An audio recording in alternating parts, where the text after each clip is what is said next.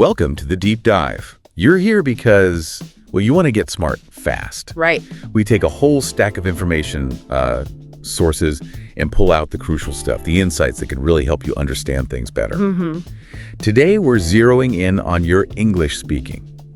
We looked at a source you shared a YouTube video from Speak English with Tiffani.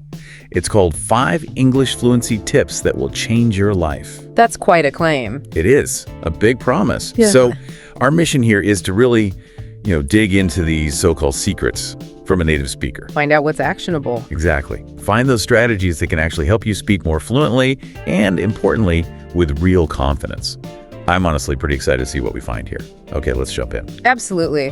What strikes me right away is this idea that real improvement can come from what seem like small tweaks in how we talk. Yeah. It suggests fluency isn't just about knowing tons of words, but crucially about how you sort of structure your speech. The architecture, yeah. Right. This video gives us a really practical look, focusing on techniques that change how your message lands, how it's understood.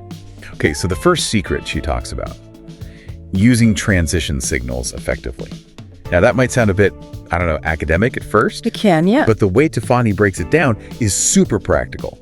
These aren't just fancy words, they're like the bridges. Yeah. Connecting your thoughts for the listener. Precisely. Think about it if you're explaining something complex or maybe giving instructions with multiple steps. Transition signals are like verbal nods, showing which way your thoughts are going. Sure, simple words like and or but work for basic links. Yeah, the everyday ones. But those more nuanced phrases like furthermore, or on the other hand, maybe consequently, they give much clearer signposts. It makes it way easier for your listener to follow along. Okay. And actually, using them well does more than just connect ideas. It actually reduces the mental effort for the listener. Well, by clearly showing the relationship between your points, you let them focus on what you're saying, not spend energy figuring out how it connects. Got it.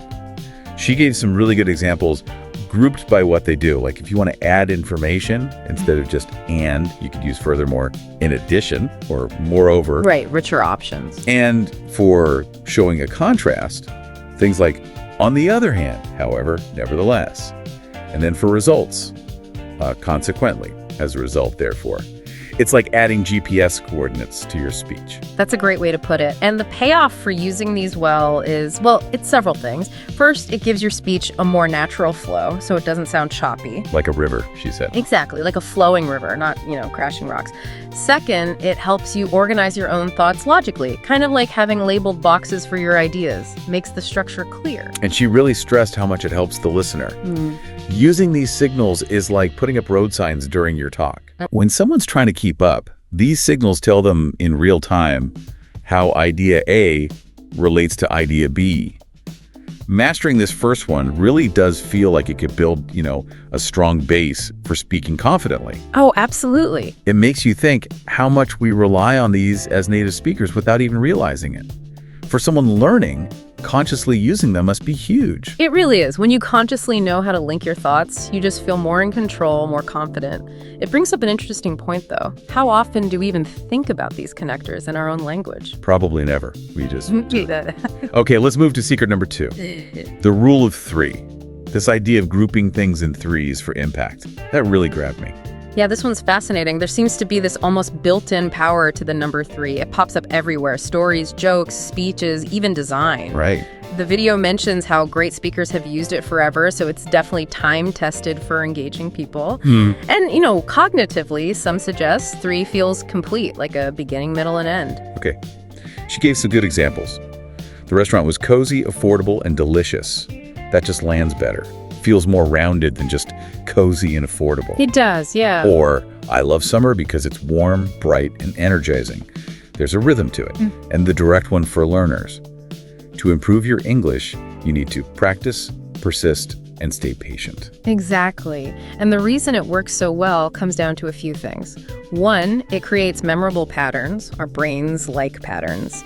And 3, it seems to be a sweet spot, not too little, not too much. Makes sense. 2, like you said, the rhythm. It gives your speech a nice cadence, like a good song. And 3, it really emphasizes your point. Putting 3 related things together gives them weight, makes them feel complete. Like a sandwich, she said the important stuff is held together. Sandwich analogy. Nice. It's like making little info nuggets that are easy to swallow and remember. I can totally see how doing this on purpose makes you sound more engaging. Yes. But it makes me wonder, okay, 3 is good for punchy lists, but what if you genuinely have like 4 or 5 equally important points? Do you force it into 3? That's a really good question. And no, you shouldn't force it. The rule of 3 is a powerful tool for emphasis and rhythm, but it's not a rigid law for every single sentence. Right. It's about finding natural groupings. If you have 4 key reasons, say 4 key reasons, but if you can group related ideas into a punchy 3 for impact, especially in summaries or key takeaways, then it's very effective. Got it. Use it strategically. Right. Okay, next up, secret 3. Use purposeful repetition. This isn't just repeating yourself over and over. No, definitely not. That gets annoying fast. Right. It's about strategically repeating key words or ideas, maybe phrasing them slightly differently to make them stick. Exactly. The key word is purposeful. Random repetition is just noise.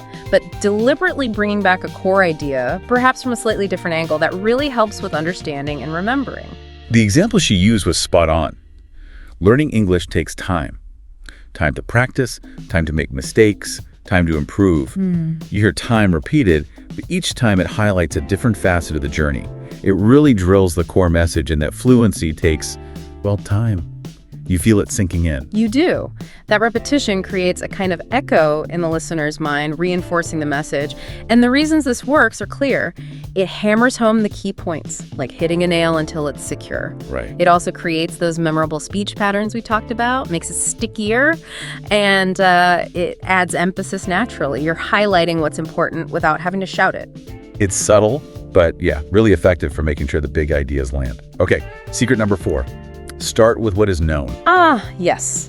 This is about building bridges again, but in a different way. How so? It's about connecting with your listener by starting on common ground, something familiar, before you introduce something new or complex. Okay, makes sense. By starting with something they already get or relate to, you create comfort, build trust.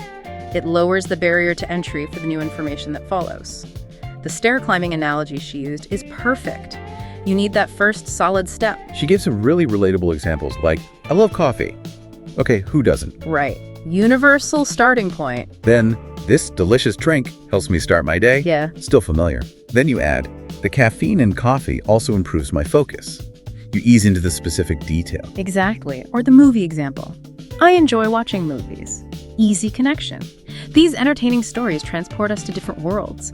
You build on that shared enjoyment before making a more abstract point. Yeah. And the cooking one. I started learning to cook.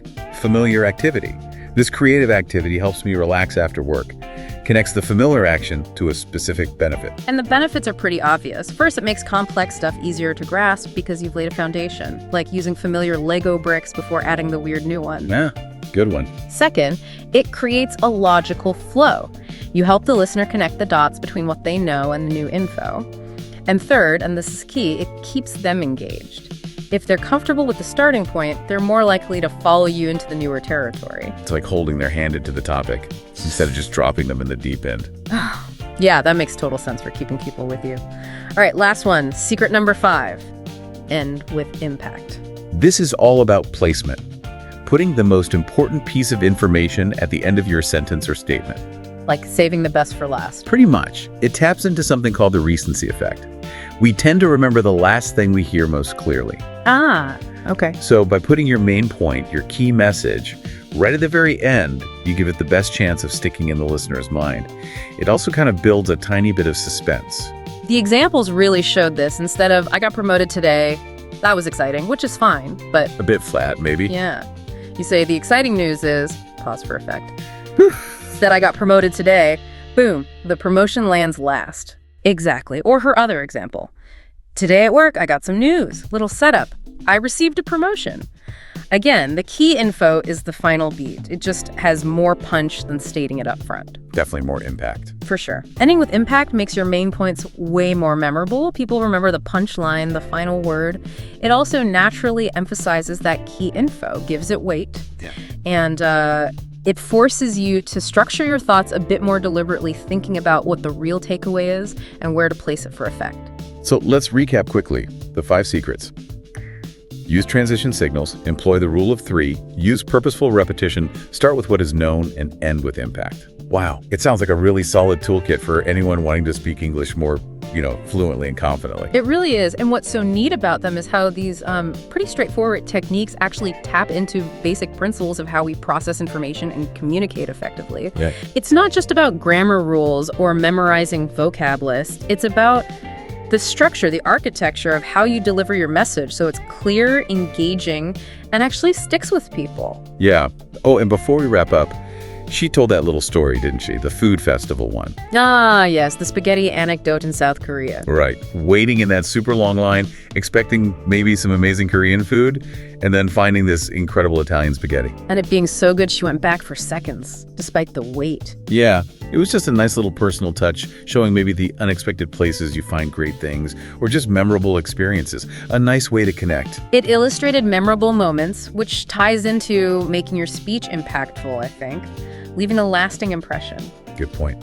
So these strategies, framed for English fluency, really feel like they could help with communication in general, in any language, wouldn't you say? I absolutely would. Clearer, more engaging, more confident communication that's universal. These principles help you achieve that. Definitely makes you think about your own speaking habits, doesn't it? Like, which of these secrets could you start using right away? Or think back to a time someone really impressed you with how clearly they spoke. Were they using some of these techniques, maybe without even realizing it? Yeah. Something to chew on. Well, thanks for joining us for this deep dive. My pleasure. Until next time, keep learning, keep thinking, and keep communicating.